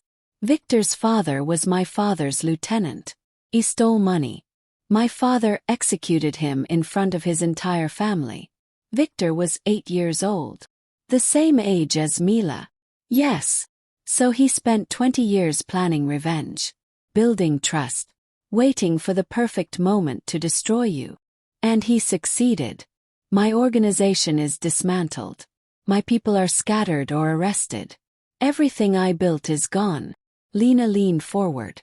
Did you know about Victor's father? No. My father kept that part of his life separate. I didn't even know Victor existed until he showed up asking for work when we were both 16. So you gave a job to your father's victim's son, never knowing who he really was. Irony at its finest. Lena was quiet for a moment. Irina escaped, she said. The FBI hasn't found her. They won't. She's FSB trained. She's a ghost. She has the original documents. The ones from the safe deposit box. I know. Which means she can still hurt people. Still destroy lives. Constantine closed his eyes. Not my problem anymore. Yes, it is. Because one of the names in those documents is mine. His eyes snapped open. What? Alexei listed me as his accomplice. Said I helped him skim money, gather information, everything. It's not true, but it's documented. Which means if Irina releases those papers, I go to prison too. And Mila goes into the system. Constantine struggled to sit up despite the handcuffs. The FBI has copies. They know you weren't involved. Do they? Or do they just have my word against a dead man's documentation? Lena's voice cracked. I have a federal agent telling me I need to testify against you to prove my cooperation. To prove I'm not complicit. But if I do that, if I bury you, what kind of person does that make me? A survivor. Someone who puts her daughter first. I've been putting Mila first for 8 years. I stayed with a man who beat me because leaving meant she'd have no home. I watched you kill him and said nothing because testifying meant she'd grow up with a mother in witness protection. I've made every choice based on keeping her safe. Then keep making them. But what am I teaching her? Lena stood, pacing the small room. That loyalty means nothing. That people are disposable. That the man who died protecting her doesn't deserve the same consideration. I'm not worth your loyalty. Maybe not. But she thinks you are. And I'm tired of teaching my daughter that the world is only cruel. Constantine stared at her. What are you saying? I'm saying I'm not going to testify against you. I'm saying I'm going to find Irina and get those original documents back before she can release them. And I'm saying you're going to help me. I'm handcuffed to a hospital bed facing 17 murder charges. Then I guess you better figure out how to fix that. She turned to leave. Lena. You stop. Why? Konstantin asked. Why would you risk everything for me? Lena looked back at him. This broken man who'd killed her husband and saved her daughter. Because Mila was right, she said softly. Some people are worth saving, even when they don't believe it themselves. She walked out. Konstantin sat alone in his hospital room, staring at the door she'd left through. For 3 weeks, he'd been ready to accept his fate. Ready to rot in prison. Ready to pay for 15 years of violence. But now something had shifted. A reason to fight that had nothing to do with power or territory or revenge. A woman and a child who saw something in him worth saving. He looked at the handcuffs, the guards outside, the impossible situation. And for the first time in 3 weeks, Konstantin Volkov smiled. Konstantin's escape happened at 2 a.m. on a Tuesday. The 2 guards outside his door were found unconscious, drugged with sedatives slipped into their coffee. The handcuffs were still locked to the bedrail, but Konstantin was gone, leaving only a note written in blood from his reopened shoulder wound. Gone to finish what I started. Tell Lena I'm sorry. By the time Lena heard about it, he'd been missing for 6 hours. Rachel Chen stood in Lena's safe house kitchen, furious. You helped him escape. I was here all night. You had agents watching me. Then you told him something. Gave him a reason to run. Rachel slammed her hand on the table. Do you understand what you've done? He's a fugitive now. When we catch him, and we will, he'll never see daylight again. If you catch him, you think he can run forever. He's injured, hunted, and alone. He's survived worse. Rachel leaned in close. He's also murdered 17 people. Whatever you think you see in him, whatever moment you shared, it doesn't change what he is. I know exactly what he is, Lena said quietly. That's why I'm not worried. Rachel's phone rang. She answered, her face going pale. When? How many dead? She hung up. There's been an attack. The federal building downtown. Someone hit the evidence room where we were keeping the physical copies of the documents. Irina. Half the building is on fire. 4 agents are dead. And the documents are gone. Lena's blood ran cold. She's going to release them. We still have digital copies. That's not enough. She has the originals. She can claim your copies are fake, manipulated. In the criminal world, paper trails matter. She can use those documents to rebuild the entire Bratva network with everyone's secrets as leverage. Rachel stared at her. How do you know so much about this? Because it's exactly what Alexei would have done. Lena's phone buzzed. Unknown number. She answered on speaker. Did you hear? Irina's voice, cold and sharp. I have everything now. Every name. Every secret. Including yours, Lena. What do you want? The same thing I've always wanted. My brother. Tell me where he is. And I'll erase your name from the documents. You and your daughter can disappear. Live normal lives. I don't know where he is. Liar. He escaped 6 hours ago. You're the only person he'd run for. So here's what's going to happen. You have 12 hours to deliver Konstantin to me. Live. Or I release everything. And your daughter watches you go to prison for crimes you didn't commit. And if I bring him to you, then I kill him and you go free. Simple transaction. The line went dead. Rachel stared at Lena. Please tell me you don't know where he is. Lena stood and walked to the window. Outside, dawn was breaking over the city. I don't, she said. But I know where he's going. Where? To the one place Irina would never expect. The place where all of this started. The warehouse where he killed your husband. No. Lena turned to face Rachel. The cemetery. Where Alexei's daughter is buried. Where the first set of documents was supposedly hidden.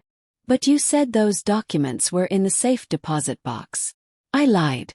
The safe deposit box had copies. The originals are exactly where I told Konstantin they'd be. In Katya's grave. Alexei's insurance policy. Rachel grabbed her radio. I'm calling this in. We can have a team there in 20 minutes. No. Lena grabbed her arm. If you send agents, Constantine will run. He'll disappear and Irina will release the documents out of spite. Everyone loses. What are you suggesting? Let me go alone. Let me talk to him. Let me end this. So you do care about him. I care about my daughter. And the only way to protect her is to stop Irina permanently. Which means I need those original documents. And I need Constantine's help to get them. Rachel was quiet for a long moment. I could arrest you right now for aiding a fugitive. But you won't. Because you're a good person. And because you know I'm right. Rachel closed her eyes. Made a decision that would probably end her career. You have until noon. After that I have to report everything. And all bets are off. Thank you. Don't thank me. Just don't get killed. Lena kissed Mila goodbye. The little girl was still sleeping, unaware that her mother was about to walk into another nightmare. Mrs. Chen will take care of you, she whispered, referring to the real Mrs. Chen who'd been brought to the safe house for exactly this purpose. I'll be back soon. She drove to Riverside Cemetery as the sun climbed higher. The gates were unlocked. Section C. Plot 47. The concrete angel was exactly as she remembered. Smaller than she'd expected. Lighter. And standing in front of it was Constantine. He looked terrible. His shoulder was bleeding through his stolen jacket. His face was gray with pain. But he was upright, armed, dangerous. You shouldn't have come, he said without turning around. Neither should you. You're a fugitive now. I've been worse things. Lena walked to stand beside him, both of them staring at the grave of a child neither had known. The documents are really here, he asked. Yes. Alexei visited every year on her birthday. Brought flowers. Sat and talked to her for hours. The groundskeeper told me once that he'd replaced the grave liner 2 years before he died. Said the old one was damaged. He buried them during the replacement. That's my guess. We dig her up, we get the documents, we have leverage against Irina. And then what? You're still wanted. I'm still implicated. Nothing changes. Constantine finally looked at her. Everything changes. With those documents I can prove Victor was the leak. Can prove he manipulated evidence, falsified reports, everything. The FBI will have to reinvestigate every case he touched. Including mine. That won't erase 17 murders. No. But it might reduce them to self-defense. Might give me life in prison instead of death. Might let me see Mila one more time before I disappear forever. Lena's chest tightened. She asks about you every night. I know. You told me. She wants to know if you're proud of her. For being brave. Constantine's hand clenched at his side. Tell her I'm prouder of her than I've ever been of anything in my entire life. Tell her yourself. I can't. You know I can't. Then what are we doing here? What's the point of all this if you're just going to give up? I'm not giving up. I'm making sure you and Mila survive. That's all that matters. Lena grabbed his jacket, forced him to look at her. You don't get to decide what matters to us. You don't get to play martyr and pretend it's noble. Mila saved your life. Which means your life belongs to her now. And she wants you to fight. I'm one man against the Russian government, the FBI, and every criminal organization in the city. So, I'm a florist with an 8-year-old daughter and a dead husband's secrets. We're both impossibly outmatched. But we're still here. Still fighting. Something shifted in Constantine's eyes. Why? He asked quietly. Why do you care if I live or die? Because when you took that bullet for Mila, when you threw yourself in front of her without hesitation, I saw who you really are. Not the killer. Not the boss. Just a man who finally found something worth dying for. And I'll be damned if I let you waste that. Lena. Shut up and dig. They dug together as the sun climbed higher. No tools, just their hands tearing at grass and dirt. 20 minutes later they hit the concrete liner. Constantine pried it open with a piece of rebar from a nearby construction site. Inside, wrapped in plastic, was a metal case. The original documents. Everything Alexei had collected. Everything that could bring down empires. Konstantin opened the case. Flipped through the pages. "This is worse than I thought," he breathed. "There are senators here. Judges. Police chiefs. If this gets out, half the city's leadership goes down. Which is exactly why Irina wants it. Unlimited power. We should burn it. Destroy it all. We can't. It's the only thing keeping us alive." Sound behind them. The step. They turned to find Irina standing 10 feet away, a gun in her hand. "Took you long enough," she said. "I've been watching you dig for the last 15 minutes. Konstantin stepped in front of Lena. "How did you find us?" "I didn't. I found her." Irina gestured with the gun. "I've had a tracker on her phone since the steel mill. Figured eventually she'd lead me somewhere interesting." Rachel. The thought hit Lena like a fist. Rachel had given her the phone. Rachel had let her leave alone. Rachel had known exactly where she was going. "The federal agent," Lena said. "She's working for you. Not for me. For the FSB. Same as I am. We've been building this operation for 10 years.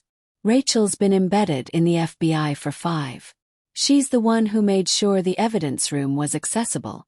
Made sure the security was light. Made sure you walked right into our trap. The double cross. The final betrayal." Konstantin's hand moved toward his gun. "Don't," Irina warned. "I'm a better shot than you, even when you're healthy. Right now you're half dead. You won't make it. Then shoot me. But let Lena go." "Why would I do that?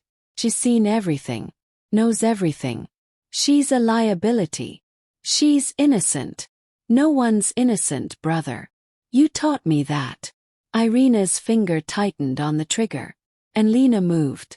She threw herself sideways, grabbed the metal case, and hurled it as hard as she could. It hit Irina in the chest. The gun went off, the bullet going wide. Konstantin drew and fired in the same motion. The bullet caught Irina in the shoulder. She went down screaming. Konstantin walked over and kicked the gun away from her. "You were right," he said quietly, standing over his sister. "I did become our father. Cold, brutal, willing to sacrifice anyone to survive. Then kill me. Prove it." "No." He lowered his gun. "I'm done being him. Done being a monster." He turned to Lena. "Call Rachel. Tell her where we are. Tell her we have Irina and the documents. Let the system deal with all of us. Konstantin, you'll go to prison. I know. But I'll go with a clear conscience. That's worth more than freedom." Sirens in the distance. Rachel had been tracking them both. Lena made the call anyway. "We're at Riverside Cemetery," she said. "We have Irina. We have the documents. It's over." Rachel's voice was ice. "Stay where you are." 5 minutes later, federal agents swarmed the cemetery. Rachel walked through them, her face unreadable. "On your knees," she told Konstantin. "Hands behind your head." He complied without resistance. Rachel cuffed him, then turned to Lena. "The tracker story was a lie," Lena said. "You knew we'd come here. You let us do your work for you. I did what I had to do. Same as you.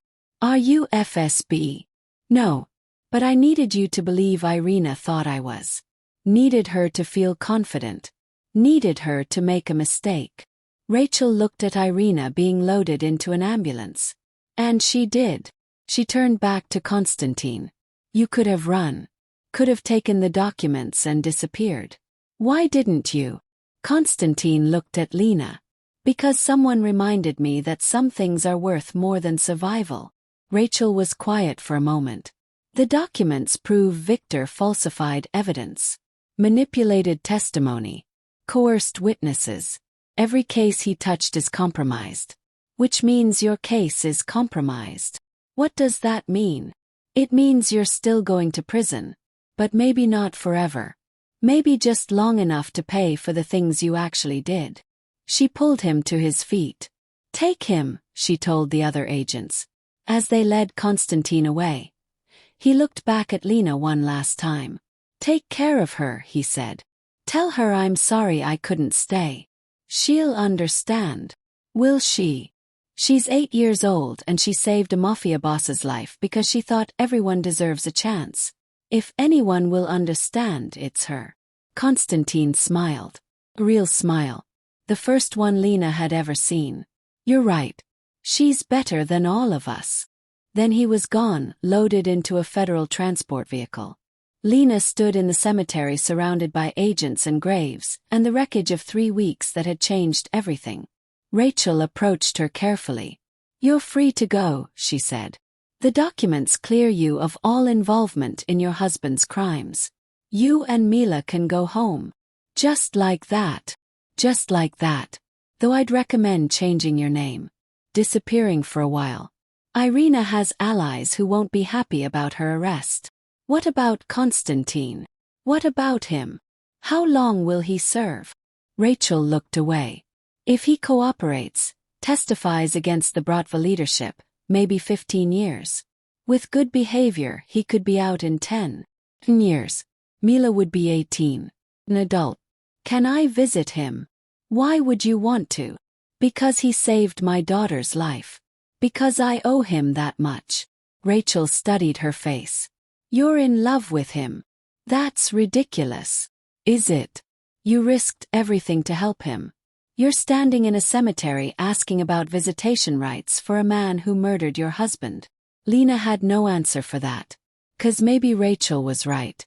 Maybe somewhere between the restaurant and the steel mill, between the fear and the violence and the impossible choices, she'd fallen for the monster who'd learned to be human. "Go home," Rachel said gently. "Hug your daughter. Start over. Let him go." "I don't know if I can." "Then figure it out. Because he's gone, Lena. And you're still here. And that little girl needs her mother whole, not haunted." Lena nodded and walked away. Behind her, agents dismantled the grave, collected evidence, erased all trace of what had happened. But as she drove back to the safe house, back to Mila, Lena made a promise to herself. In 10 years, when Constantine walked out of whatever prison they sent him to, she'd be waiting. With her daughter. With forgiveness. With a second chance neither of them deserved but both had fought for. 'Cause some people were worth saving. Even when it took a decade.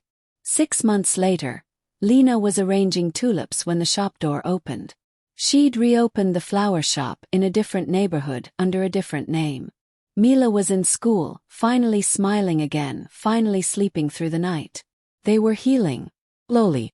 The customer who walked in was a woman in her 50s, elegant, with steel gray hair and eyes that looked familiar. "Can I help you?" Lena asked. "I'm looking for Lena Karev."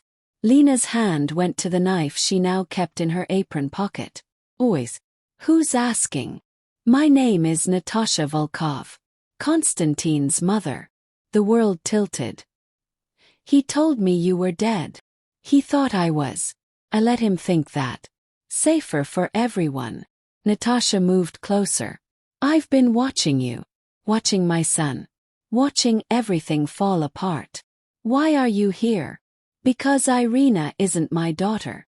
Lena froze. "What?" "My daughter died in that car accident 10 years ago, exactly like Constantine thought. The woman pretending to be her is an FSB operative named Katya Morozov.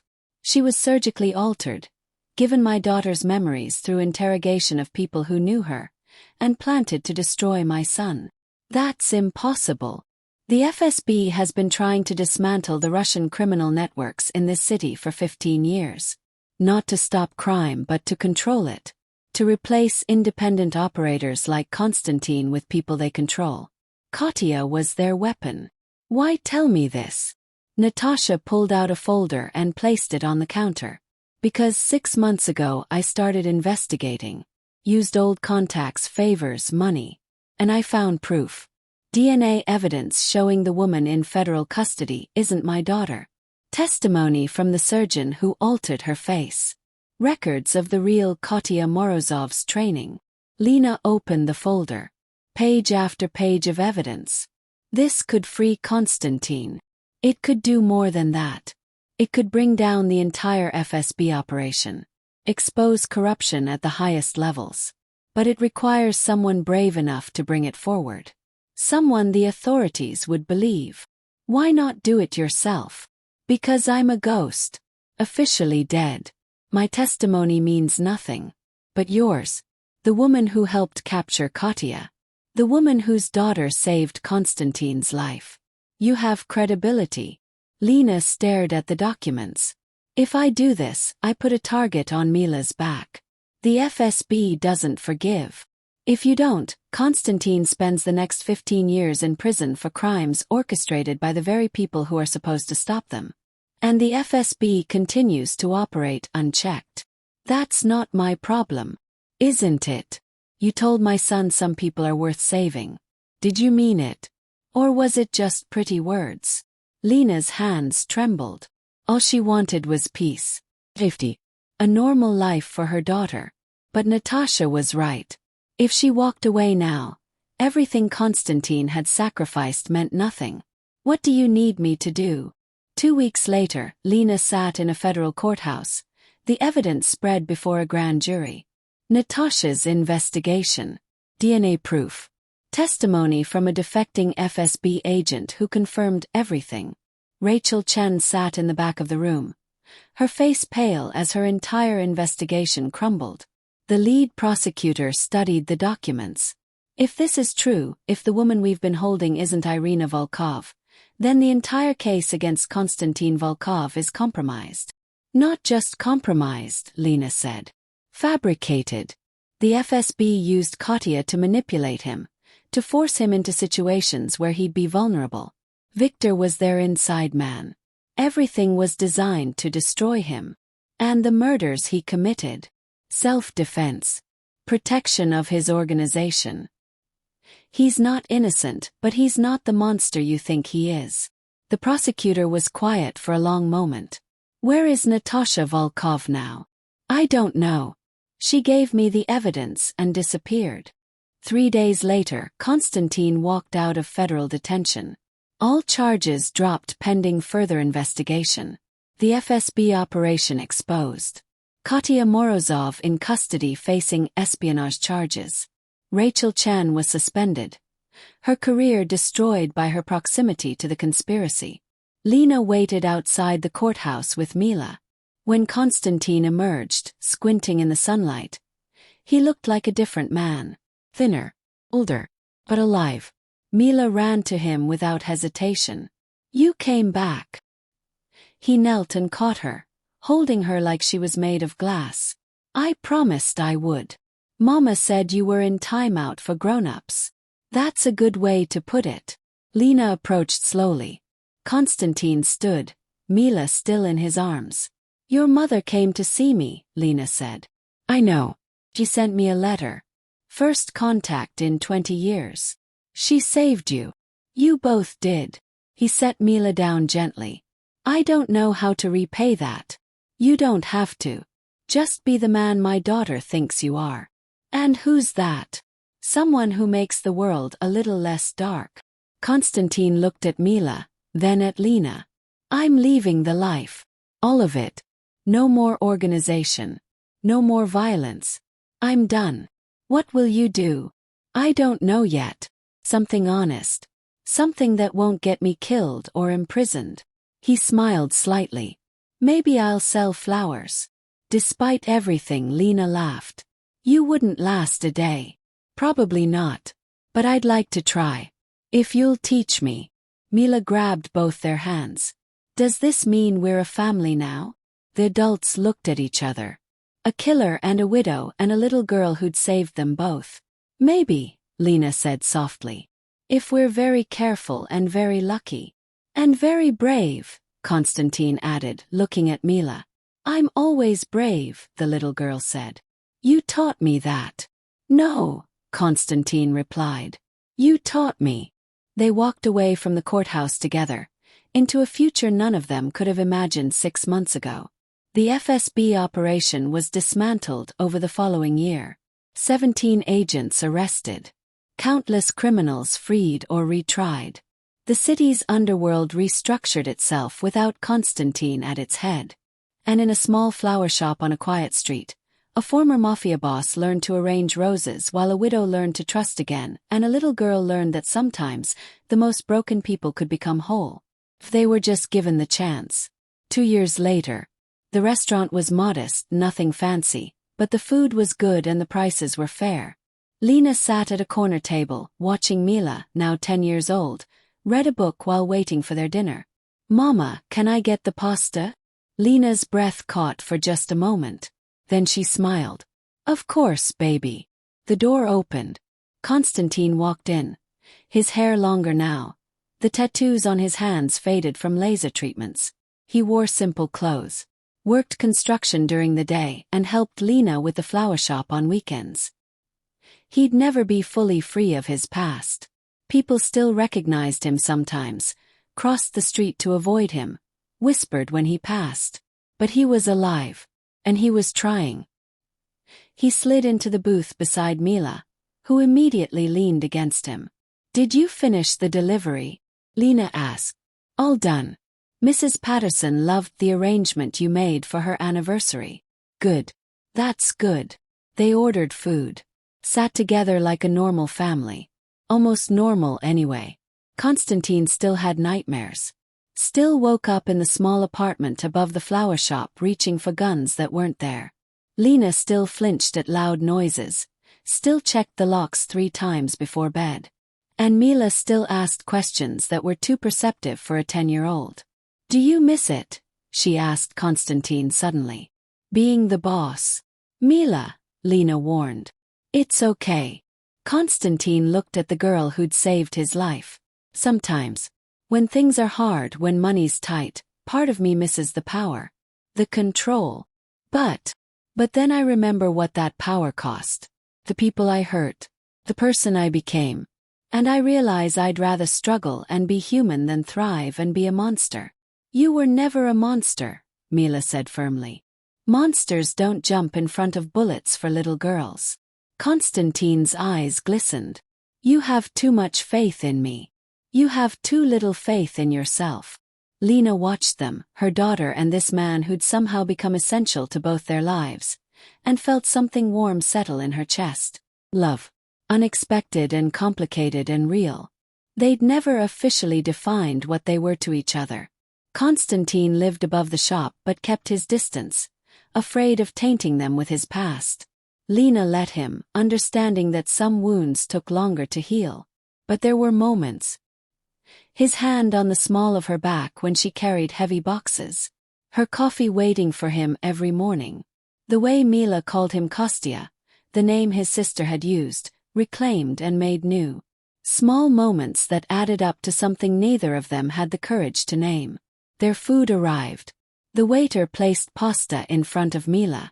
She stared at it for a moment, then looked at Constantine. "It's safe," she said solemnly. "I checked." He smiled, that real smile that still came rarely but meant everything. "Thank you." They ate in comfortable silence.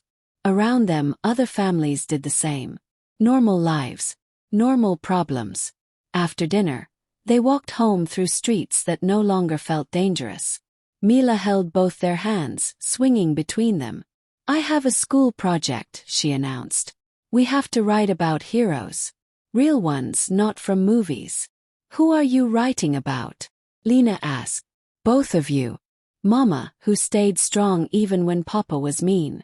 And Kostya, who learned that being strong means being kind." Constantine stopped walking. "I'm not a hero, Mila." "Yes, you are. You just don't see it yet." They reached the flower shop. Lena unlocked the door, and they climbed the stairs to the small apartment that had become home. While Mila got ready for bed, Constantine and Lena stood on the narrow balcony overlooking the street. 3 days later, Constantine walked out of federal detention. All charges dropped pending further investigation. The FSB operation exposed. Katya Morozov in custody facing espionage charges. Rachel Chen was suspended. Her career destroyed by her proximity to the conspiracy. Lena waited outside the courthouse with Mila. When Constantine emerged, squinting in the sunlight, he looked like a different man. Thinner, older, but alive. Mila ran to him without hesitation. "You came back." He knelt and caught her, holding her like she was made of glass. "I promised I would. Mama said you were in timeout for grown-ups." "That's a good way to put it." Lena approached slowly. Constantine stood, Mila still in his arms. "Your mother came to see me," Lena said. "I know. She sent me a letter. First contact in 20 years. She saved you. You both did." He set Mila down gently. "I don't know how to repay that. You don't have to. Just be the man my daughter thinks you are." "And who's that?" "Someone who makes the world a little less dark." Constantine looked at Mila, then at Lena. "I'm leaving the life. All of it. No more organization. No more violence. I'm done." "What will you do?" "I don't know yet. Something honest. Something that won't get me killed or imprisoned." He smiled slightly. "Maybe I'll sell flowers." Despite everything, Lena laughed. "You wouldn't last a day." "Probably not. But I'd like to try. If you'll teach me." Mila grabbed both their hands. "Does this mean we're a family now?" The adults looked at each other. A killer and a widow and a little girl who'd saved them both. "Maybe," Lena said softly. "If we're very careful and very lucky. And very brave," Constantine added, looking at Mila. "I'm always brave," the little girl said. "You taught me that." "No," Constantine replied. "You taught me." They walked away from the courthouse together, into a future none of them could have imagined 6 months ago. The FSB operation was dismantled over the following year. 17 agents arrested. Countless criminals freed or retried. The city's underworld restructured itself without Constantine at its head. And in a small flower shop on a quiet street, a former Mafia boss learned to arrange roses while a widow learned to trust again, and a little girl learned that sometimes the most broken people could become whole, if they were just given the chance. 2 years later, the restaurant was modest, nothing fancy, but the food was good and the prices were fair. Lena sat at a corner table, watching Mila, now 10 years old, read a book while waiting for their dinner. "Mama, can I get the pasta?" Lena's breath caught for just a moment. Then she smiled. "Of course, baby." The door opened. Constantine walked in. His hair longer now. The tattoos on his hands faded from laser treatments. He wore simple clothes. Worked construction during the day and helped Lena with the flower shop on weekends. He'd never be fully free of his past. People still recognized him sometimes, crossed the street to avoid him, whispered when he passed. But he was alive, and he was trying. He slid into the booth beside Mila, who immediately leaned against him. "Did you finish the delivery?" Lena asked. "All done. Mrs. Patterson loved the arrangement you made for her anniversary." "Good. That's good." They ordered food. Sat together like a normal family. Almost normal anyway. Constantine still had nightmares. Still woke up in the small apartment above the flower shop reaching for guns that weren't there. Lena still flinched at loud noises. Still checked the locks 3 times before bed. And Mila still asked questions that were too perceptive for a 10-year-old. "Do you miss it?" she asked Constantine suddenly. "Being the boss?" "Mila," Lena warned. "It's okay." Constantine looked at the girl who'd saved his life. "Sometimes, when things are hard, when money's tight, part of me misses the power. The control. But then I remember what that power cost. The people I hurt. The person I became. And I realize I'd rather struggle and be human than thrive and be a monster." "You were never a monster," Mila said firmly. "Monsters don't jump in front of bullets for little girls." Constantine's eyes glistened. "You have too much faith in me. You have too little faith in yourself." Lena watched them, her daughter and this man who'd somehow become essential to both their lives, and felt something warm settle in her chest. Love. Unexpected and complicated and real. They'd never officially defined what they were to each other. Konstantin lived above the shop but kept his distance, afraid of tainting them with his past. Lena let him, understanding that some wounds took longer to heal. But there were moments. His hand on the small of her back when she carried heavy boxes. Her coffee waiting for him every morning.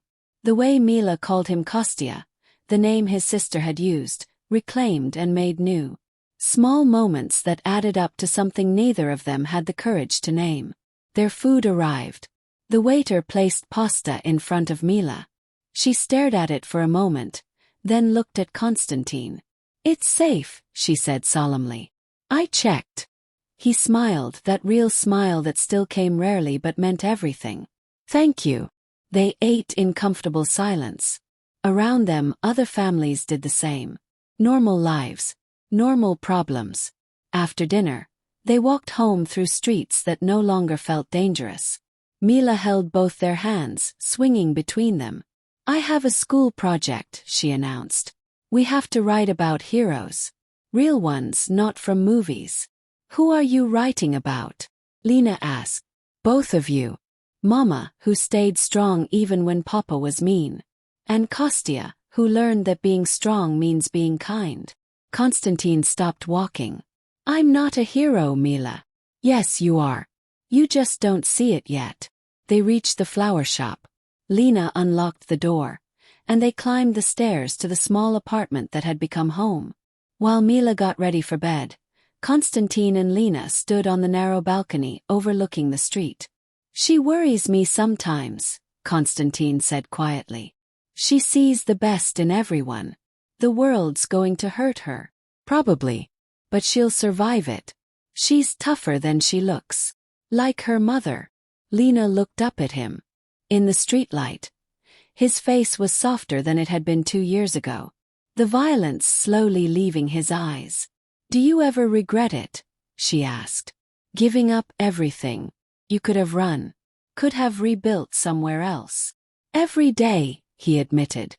"And then Mila laughs at something or you smile at me over the flowers, and I realize this is the first time in my entire life I've been happy. Really happy. Not powerful or feared or respected. Just happy. That's enough. It's everything." Lena took his hand. Scarred and tattooed and gentle now. "She wants me to ask you something," Lena said. "But I wasn't sure how." "Ask." "She wants to know if you'd consider adoption. If you'd officially become her father." Konstantin went very still. "Lena, I can't. My record, my past, no court would approve it. Rachel thinks differently. She's been making calls, pulling strings. So she owes us. Says if you continue clean for another year, it's possible." "Why would you want that?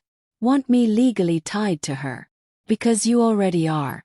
In every way that matters. And because she deserves to have a father who loves her. Who'd die for her. Who already has." Konstantin turned to face her fully. "If I do this, if I become her father, I want to do it right. Which means I need to ask you something too." "What?" He pulled a small box from his pocket. Inside was a simple silver ring with a single small stone. "It's not much. I'm not the man I was. Can't give you penthouses or diamonds or any of the things you deserve. But I can give you this. Me. Flawed and trying and completely in love with you." Lena's eyes filled with tears. "When did you get this?" 6 months ago.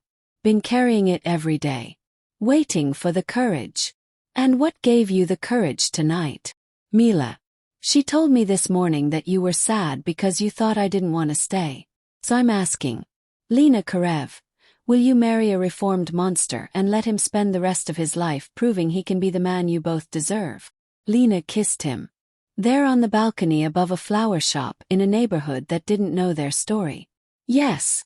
Inside, Mila pressed her face against the window, grinning. Her plan had worked. 3 months later, they married in a small ceremony with Mrs. Chen and a handful of friends. Mila wore a flower crown and carried the rings.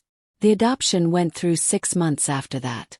Konstantin Volkov officially became Mila's father, and she became Mila Volkov, carrying the name of a man who'd learned that redemption was possible.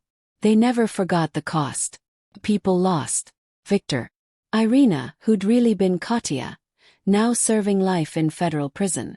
The agents who'd died. The innocence Mila had lost. But they built something good from the ashes.